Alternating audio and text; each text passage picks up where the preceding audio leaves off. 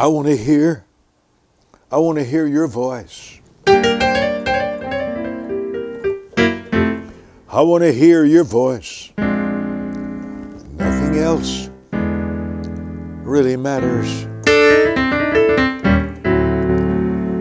but your choice. I want to live unhindered. My life fully surrendered. I want to hear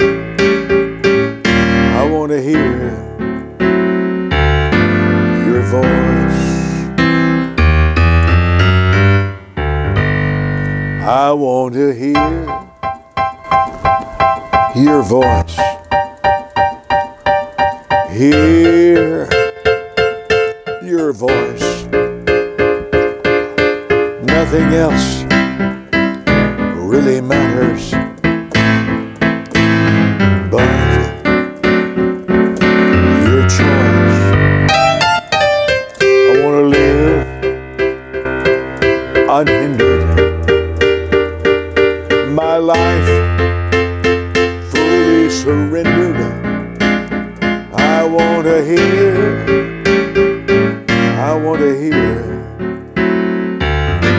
your voice. I want to hear your voice. Hear your voice. Nothing else really matters but your choice. I want to live a life unhindered. I want to live fully surrendered. I want to hear your voice. When you talk to me, my whole world changes. When I hear your voice, I feel so free. I feel so free. Voice changes everything. A conversation changes everything. Countenance is a component in conversation. I've walked to a pulpit approximately 38,000 times as I recall my figures. I've spoke as many as 12 hours, almost nonstop. Started speaking publicly at the age of 8 years old on a Sunday night in Waco, Texas for my father. I preached in his tent crusade at the age of 10, the first 30 minutes before he spoke. At 15, I started crusades. Pastor Howard Holton in Houma, Louisiana, was one, if not the first place I ever held my first one-week crusade. My longest crusade has been 4 weeks in a row, and I would schedule 10 or 12 a year and go 1 month to every church. The highest group of people was 256,000 at Lagos, Nigeria, with Bishop David Oyedepo. I want to talk to you about the conversation world. That's where you succeed or fail. Your conversation can make you homeless or a billionaire. What you say, how you say it. Do you know who you're talking to? The countenance on your face. Can you read a mood like Esther? Can you be insistent like Ruth? Can you be a servant like Rebecca? All of life is in a conversation. A conversation to God can activate and authorize His involvement in your life. The way you talk to God influences His reactions, the swiftness of His interest in you. Everything is in talking. Some people say words don't matter. It's almost the only thing that does matter. I've heard people say words are cheap. Words decide the flow of every dollar bill in the world. Nothing cheap about words. Are there cheap words? Sure. But there's nothing cheap about words. Even cheap words, lying words, deceptive words are golden doors to discerning.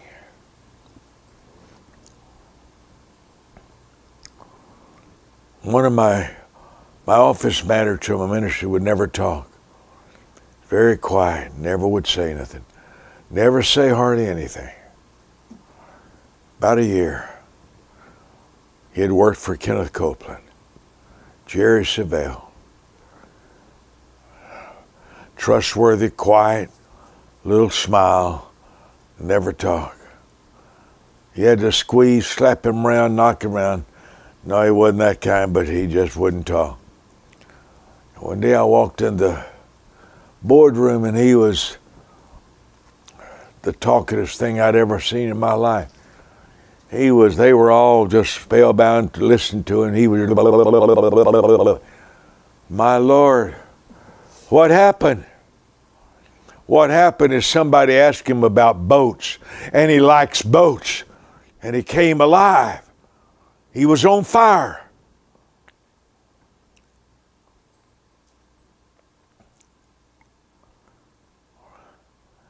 I didn't know he loved boats. When he left the ministry, he started a boat company in Atlanta, Georgia. When he started talking about something he loved, you couldn't shut him up. His eyes were on fire. His countenance was on fire.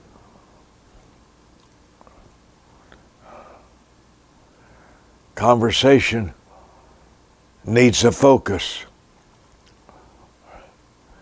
Conversation needs an environment, a proper environment. That's why Esther refused to share the mistake with her king husband about Haman, his best friend, wanting to kill all the Jews. Everything created was through conversation. Let there be light. Let there be darkness. Only when it came to Adam did God decide to use some dirt on the ground to create a human.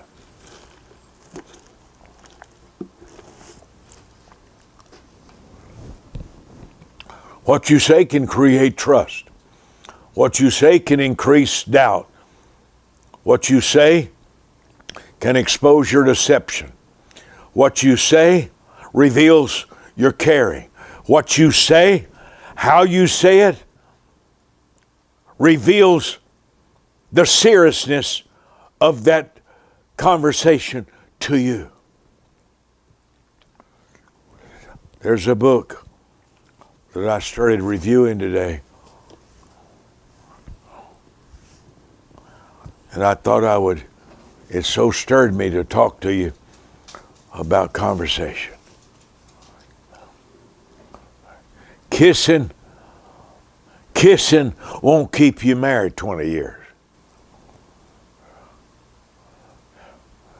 Being a good cook won't keep you married 20 years. In my opinion, praying together may not even keep you together. The quality of a marriage is determined by the quality of conversation.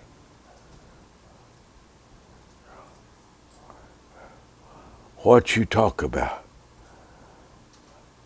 your reaction to a conversation. I felt so stirred one day to call my 5 leaders over to Asian buffet restaurant. 5 or 6, they sat around me. And I said, guys, I'll treat you to lunch, supper tonight, but I want to talk to you about my goals as the minister, as the founder of the Wisdom Center. I want to talk to you about my dreams, my goals, I think. And someone related to me was on staff, sat there on the end and began to send out Vibers, tweets, text, emails, and I could not believe what I was seeing.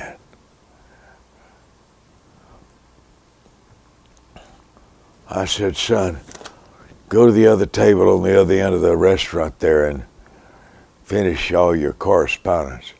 Because when I talk, I don't want anybody talking to somebody else when I'm talking to them. I don't do well like that. I'm a master genius listener. If there's anything in the world that I'm a professional at, if there's any admiration I have of myself, it's how close I listen to people. I've done it since childhood.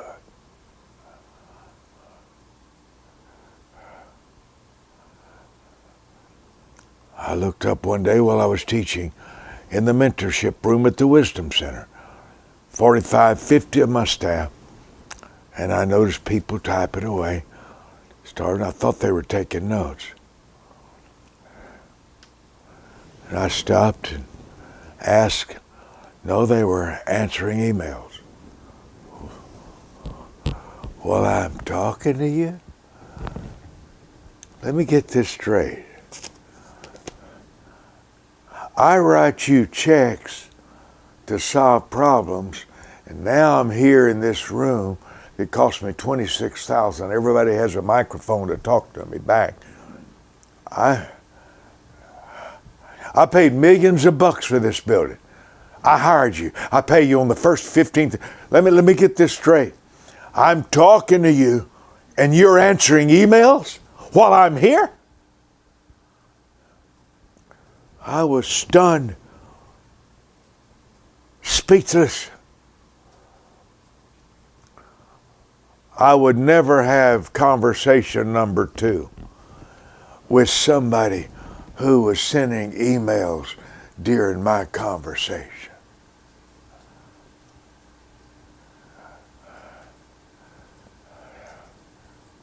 My words are not the only ones important to me. The words of others are equally important to me. So I bought 13,000 books. When Joe Biden talks, President Joe Biden, forgive me, I listen. When Ms. Harris, our Vice President, talks, I listen.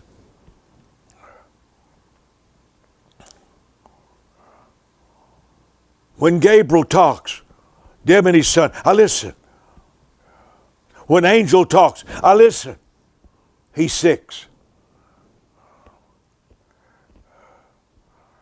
The moment anybody opens their mouth to me, I'm 1,000% there. I don't want to miss a tone. I don't want to miss countenance. I had a little meeting with my staff a few days ago. I stared in every countenance. I can tell you one that looking at the floor. I can tell you 3 that don't like me. I know those boys. I know. I read face. I read countenance. I read reactions. And I studied body language for 2 years. I read everything.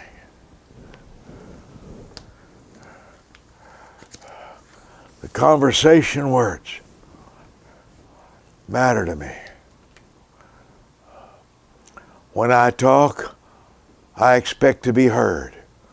If I'm not understood, I expect to be questioned.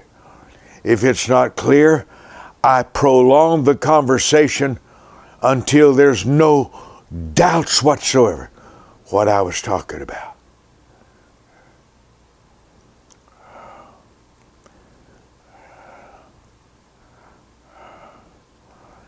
You're not even going to understand God's conversation called the Bible unless you master conversation. Panama City, Florida. Nolan Ball, Sunday night, hands me a check for $10,000. I was elated. 3 days ministry, $10,000. And Monday at 10 o'clock, I was at a bookstore in Panama City, Florida. I didn't leave there till 5 o'clock, 6 o'clock in the afternoon. I was there about 8 hours. I spent the whole $10,000 on books. Words make my decisions. Words tell me when there's danger. I've read thousands of books. I own 13,000. One book could change everything you do. One sentence in Bill Gates' book changed my whole ministry.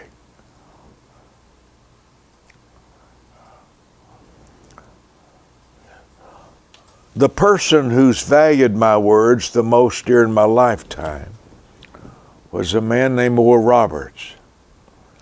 And he valued my words 100 times more than my mother and father valued my words. He's most memorable in my life for putting value on my words.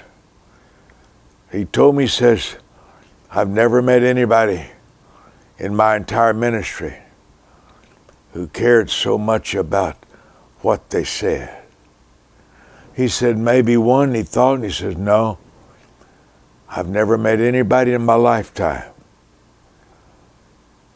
I remember one vacation he asked me to go on with the Oral Roberts family, and Richard and Lindsay, Evelyn. And Richard knocked on my door and said, Daddy wants to spend the day with you talking. He's waiting for you in another room. And I walked in, and he was sitting in a rocking chair with his legal pad, which he always wrote constantly when we were together many, many hours. Brother Mike, come in. I sat down. Brother Mike, start talking to me. And I said, what about? He said, anything. He said, every time you open your mouth, I know it's something God would say.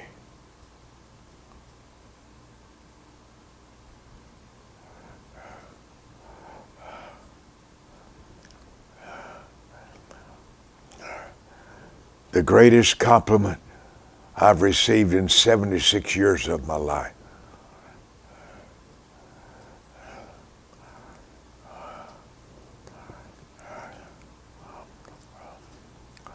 I don't remember everything I started, but usually I start talking to people about their goals and their dreams. So I probably opened up with, what are the 3 greatest goals you have for the Oral Roberts ministry? I always open up to people. Pastors, pick me up at the airport. We're not driven 10 minutes that I'm saying, what's your greatest goal for your church? 9 out of 10 have told me, nobody's ever asked me that before.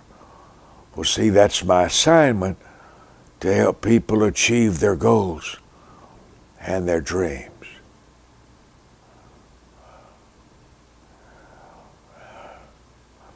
Pursuing, proclaiming, publishing the wisdom of God, enabling Christians to identify and complete their assignment for the Holy Spirit. It's my mission statement.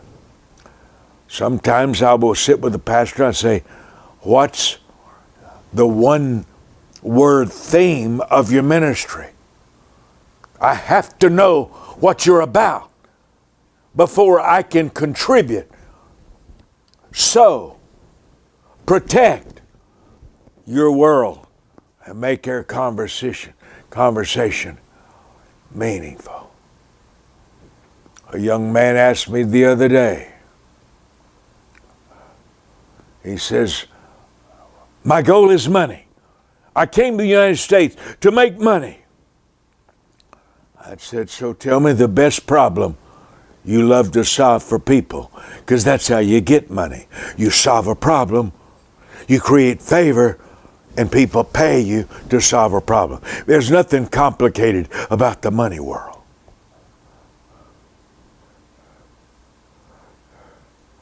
Once you study the philosophy of the wealthy. Now, Christians won't. Christians are waiting for miracles. But the Bible says wisdom is the principal thing. I had this little book and I thought, I think I'm going to talk to you about conversation. When you speak, my whole world changes. Talk to me. Talk to me.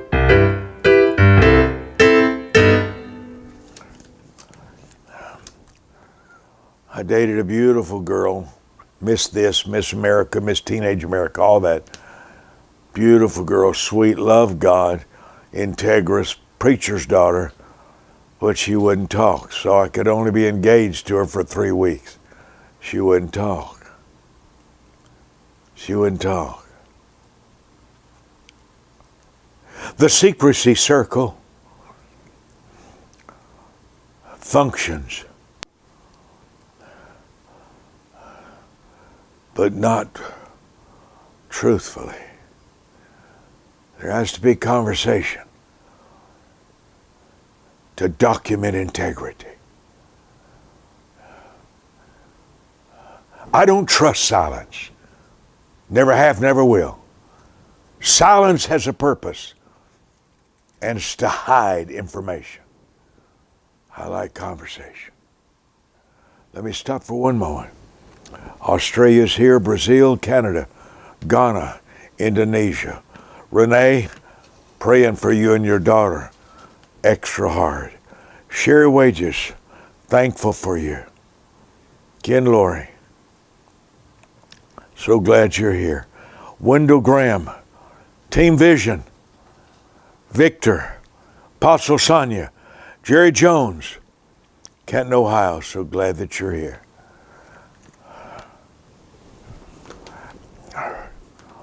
Conversation controlled by discernment is flawed, false, and fraudulent. Conversation is the golden path to truth. There's people who lie the first 2 paragraphs, but by paragraph 3, the truth emerges. Never enter a room uninvited, and never enter a conversation unprepared. Conversation is the oxygen for trust. It's the oxygen for relationship. Without it, friendship is an illusion. Conversation births seasons, like Peter talking to the lame man. Conversation stop pain, like Jesus stopped it for the woman at the well. Conversations create miracles. Like Naaman's housemaiden speaking up about the value of dipping in Jordan 7 times. Conversations unlock love, like Ruth did for Naomi. And then Ruth brought her mouth to the house of Boaz and ended up his wife. Conversation decides what lives. An offense, love, marriage, a gift. Every conversation is an interview for confidentiality, for trustworthiness, for interest, for love. Love creates expectations. Expectations create stress. Stress creates conversation. And conversations birth understanding.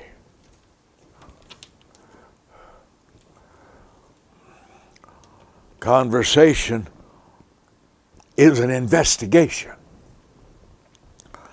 to determine who really cares.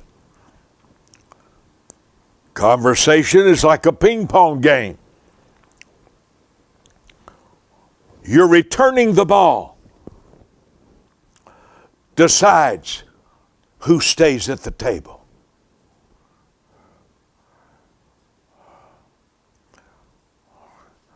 I have a section here on dating. A woman decides how a man feels, and that feeling determines their entire future together. My wife said one day, "Baby, what can I do for you?" I said, "Talk. Talk to me. That's what you can do for me." If a child asked mother, "Mother, do you want to help me?" Mother said, "What can?" "Talk to me, Mama." Silence is the assassin of love. Silence assassinates trust. Why are people quiet? The reasons are often legitimate. There's a reason people are quiet. My father was quiet because he had never been listened to.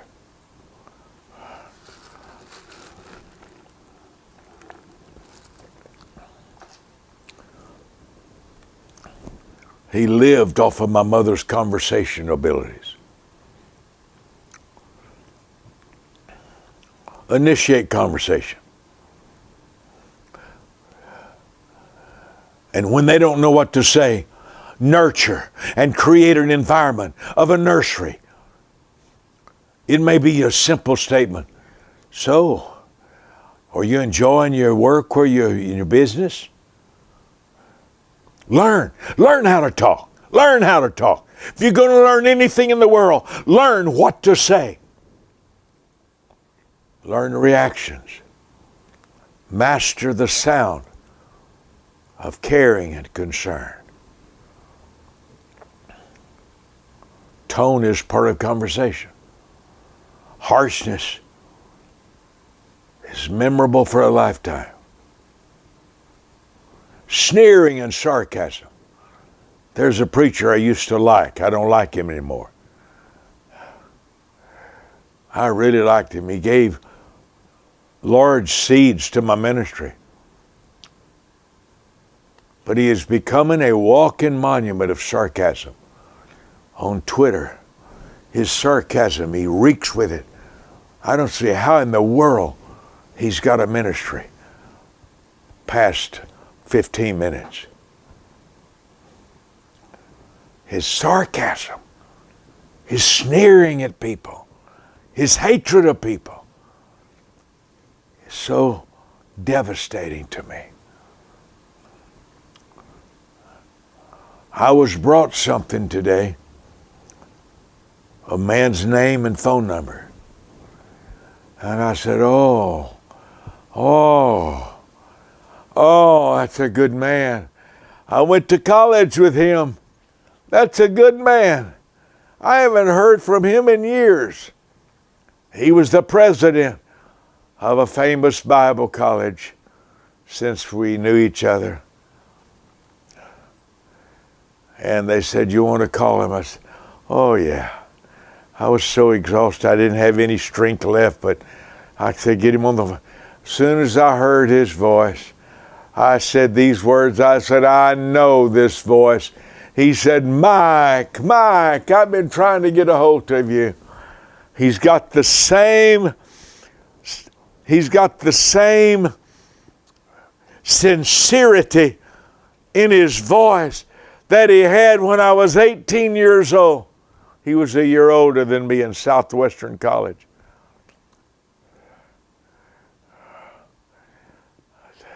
Do you ever talk much to someone you trust? Isn't it healing? Isn't it healing? Have you ever had someone to tell you they loved you and it was believable? Oh man, there is no sound. There's no sound in the world like believable love. No sound in it. No sound in the world like it.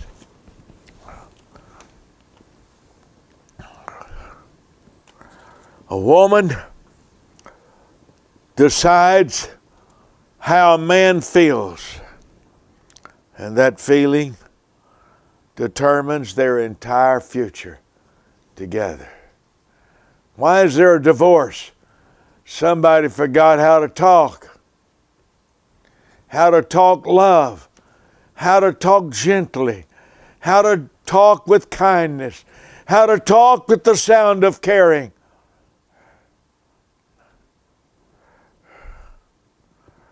Why do people get fired? One of the smartest ladies I ever was around was my manager one time. There's nothing, she was brilliant. I'd known her for years. But one day when I was talking to the staff, they began to tell me she was contradicting everything I said. She would throw it at the staff, shaking her head. And so I wrote her a note and I said, don't defy me when I'm speaking. Okay? Don't do that. She wrote back some hairy thing. I said, I don't think she caught the tone, how serious I was about it. So I called her on the phone and I said, don't contradict me to my staff, okay? I said, I need you to be gracious. Be nice. Be nice when I talk. Be nice. And she took off. How dare you? I couldn't believe. I couldn't believe. She was that idiotic. Her mind had snapped to talk to me like that. And I says, pick up your purse, pick up all your belongings, and walk out the front door of the Wisdom Center, and don't ever walk back in the church again. I could not believe. I could not believe she was that stupid to talk to me like that. Do you know who you're talking to? Do you know who you're talking to? I had a relative sitting in my boardroom, and an email had come in from the city, and I looked at it, I said, are they saying we got to hire this particular contract? Or they won't okay the repairs? And for some reason, he looked at me and says, don't read what's not in there. And he was relative, very related, blood related to me. I said, I'm not. I said, I'm saying, it looks like in this email to you that they're saying we've got to hire the guy they like to do our repairs here. Do you think that's what they mean? He said, you want to take this outside? He put his fist up.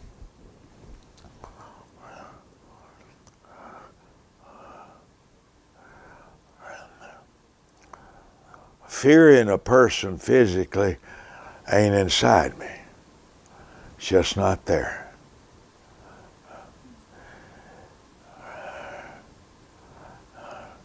If you want to hurt somebody, it takes approximately 3 to 7 seconds to drive their nose into the brain. That's easy to learn through the martial arts.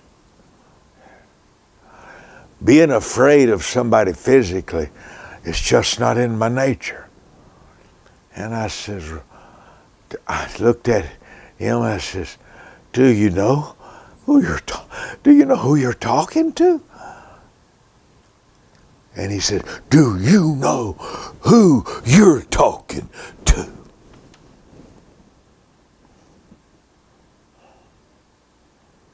I said, well, say anything you would like to say, because this is your last day here. I just fired you.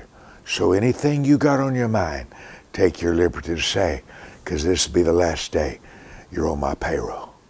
I don't put up with that. There's a man called me a pastor. He lost his pastor because he went to bed with too many little sweethearts. And so he lost his ministry, he lost his wife, he lost his children, because he couldn't stay out of a woman's pants. He lost everything. He called me 8 times. On the 8th time, I found out about it, and I preached for him, so I called him over. He walks in, swaggering.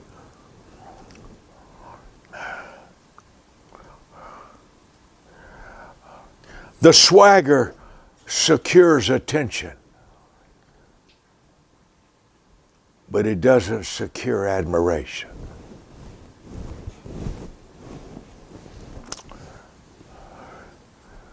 He said, I really need a job.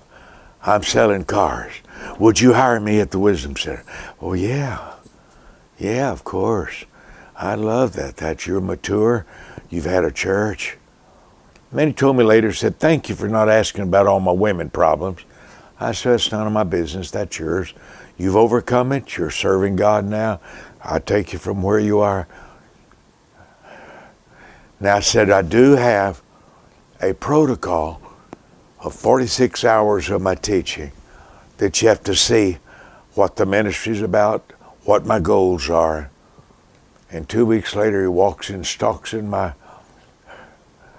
I don't think I'm ever in that boardroom at the Wisdom Center. I don't think of him. He said, me listening to these 46 hours of videos is crazy. I'm not a beginner. I didn't just start last night. That kind of stuff. I said, okay. I said, let me call my girl and have her to get your severance check ready. Oh, no, I'm not leaving. I said, yeah, you're leaving. I said, I don't endure dishonor. God can, but I don't. Now, he created hell for people like that, but I just try to walk away. Me and God's very different. He created hell for everybody that didn't like him. I don't do that. I just try to stay away. He suddenly started begging for his job, and I let him beg his way back in for a year, which was my mistake. Can I tell y'all something? At 76 years old, can I say this? I've never seen a bad person change in my lifetime. I want that to go down in history. I've never seen a bad person change in my lifetime. I've seen stupid repent. I've seen ignorant ask forgiveness. I've seen people apologize. But I've never seen a bad person change in 76 years of preaching. Evil stays evil. Evil stays evil. Ignorance doesn't. Stupid doesn't. But evil stays evil. I've often wondered, when I was 15 preaching, I was shocked and stunned It's why God didn't talk to Lucifer about his rebellion and defiance in persuading 1/3 of the angels to rebel against God. Evil doesn't change. Ignorant people change. Immature people can mature. People who make mistakes, but evil doesn't change. It's been the shockingest revelation of my whole lifetime. I wondered why Paul, who was a master communicator, why he couldn't talk Alexander the coppersmith into being kind. He says, Alexander the coppersmith hath done me much harm. Evil people don't change. You say, Brother Mike, I don't believe that. When you write your books, I'll write mine. You just write your books, I'll write mine. I haven't met one evil person, even in my bloodline, who ever changed. Could they? I don't know. I don't know. I just hadn't met one.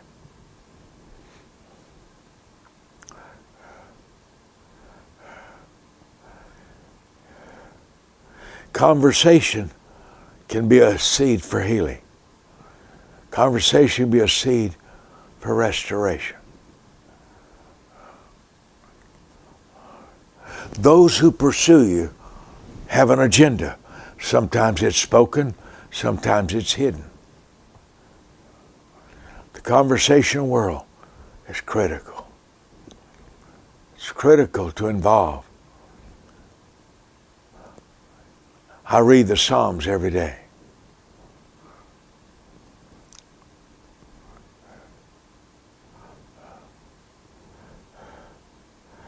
I'm shocked that Absalom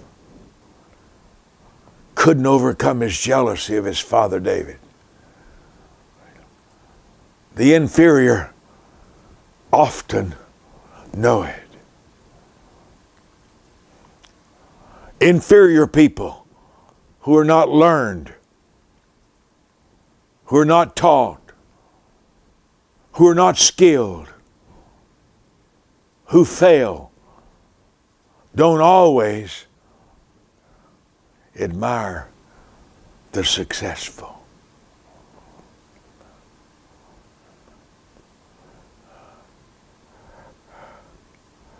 And Absalom hated David. God loved David's talk, conversation, but Absalom hated it. Judas got to sit close to Jesus at the table with the money bag, paying the bills, collecting receipts. But nothing Jesus said could persuade Judas to be loyal.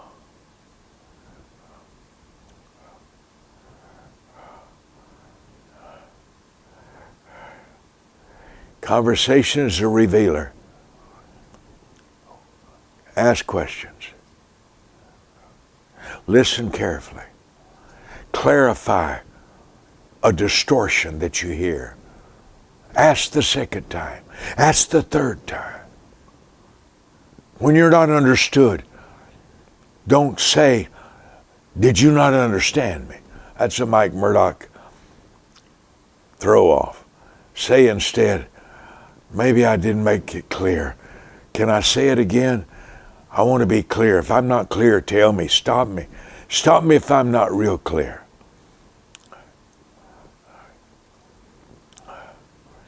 The tone of accusation creates a lifetime retaliator. The tone of correction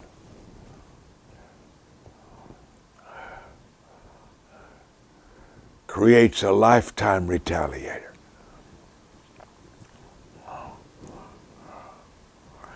I was told yesterday, 2 days ago, that a close pastor friend of mine, he's involved in very strongly in my ministry decisions, that his wife really had a problem with me. His wife hated me.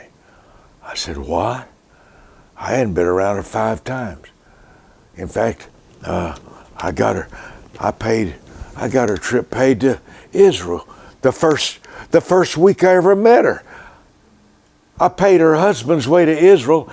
I paid her way to Israel. I paid all the hotel bills. I've never talked to her a total of 30 minutes. Why does she hate me? And to this day, I don't know why she hates me. She's not a pretty person. She's not a looker. But I think she really loves the Lord. She's a song leader in the church. And I think she's a good person. I've never had any reason to think bad. But when they started telling me things that I thought I said, I don't hardly know her. We haven't had 3 conversations in 20 years. I don't know what the problem is. Conversation is necessary for impartation. Conversation is necessary for restoration. There has to be conversation. Father, I've shared a little bit from this book, Love Matters, 187 wisdom keys about relationship. It's one of the greatest books ever written. We don't have enough for everybody, but I ask you to bless your people, Lord, from this teaching today. Drama is skilled distraction from the truth. Is that not a wisdom key? Drama is skilled distraction from the truth. Don't risk, ladies, this is on dating, don't risk losing a garden just because you discovered weeds. Stay in the garden long enough to discover the snake, because every garden has a snake. Disinterest is the Holy Spirit's permission to disconnect. Caution. Caution is a rare message, but more important than anything else. Invest time before you invest your heart. Nobody is ever as they first appear. Listening does not guarantee understanding. Listening does not guarantee someone understood you. I have people all the time tell me things they said I said that I don't even believe and know I didn't say them, but they twisted something in their mind. Dating is an interview for ownership. I told my Christina a few days ago, I said, don't you forever forget, you own me. You own me. I want you to own me. I love you owning me. That's what marriage is about. It's about ownership. You own my heart, my desires. Makes a difference. Let me show you on the screen ways you can sow. Apostle Sonia said, Dr. Mike, you're very direct and the most loving man I've ever met. These are traits I love about you. You're authentic, and that's rare in this day. Apostle Sonia, not everybody loves directness, but I do. Can't make decisions without directness. Thank you. Ken Laurie, thank you. Zachary Shaw, had a good Thanksgiving. Cost me a lot, but it was good. Take life. Sheila, conversation with the right person is glorious. Georgia Thomas, Jacques, Sade Brown. David from Australia's here. I'm so glad y'all here. Sherry Wages, Renee, still here. Leanne Smiles, Danielle Willoughby. I want to say again, thank you for sowing into my world. Thank you for helping me stay on television as long as I can. Thank you for helping me on my radio bills in Israel. I teach an hour every Saturday in Jerusalem because of you. Can't thank you enough. Here's ways: MoneyGram, Western Union. My staff is here 8 hours a day, 7 days a week, 11 a.m. to 7 o'clock at night. 844-789-SEED. 844-789-SEED, 7333. Dr. Brown, thank you. You're so consistent and generous, very generous. Jill Rhodes, LaVon Hawkins, Christina, Jennifer, Cindy Jones. Thank you, Cindy. Indonesia's here. I'm glad. Thank you for blessing me. I don't take it lightly. I mentioned earlier today that when we started the Wisdom Center, I made a decision that the Wisdom Center's office, the tithe and offerings, would never touch my hands. And though the Wisdom Center church does not give me a salary, God has talked to some of you to show honor to me. It's not a small thing to me. Thank you. WisdomCenterChurch.com, P.O. Box 1925, Colleyville, Texas. Thank you with all of my heart for being with me. The first 5 people that call our ministry in the next 1 hour, the first 5 people, I'm going to send you book 389 that you can't buy anywhere in the world. It's the book that I'm teaching from tonight. The first 5 people that call 844-789-7333. It's book 389. I wish I had enough to offer everybody, but it's just the first 5 people, and you've never read. The ability to talk is not the ability to love. When you master love, you've mastered life. Love can be learned. Love is the fruit of the Holy Spirit inside you. Love chooses whose pain matters to you. Love responds instantly to the presence of pain in others. God bless you. God bless you. It's book 187, Wisdom Keys on Love. It's book 84, the first 5 phone calls. Good night, family. Love you, and I'm thankful for you. Good night.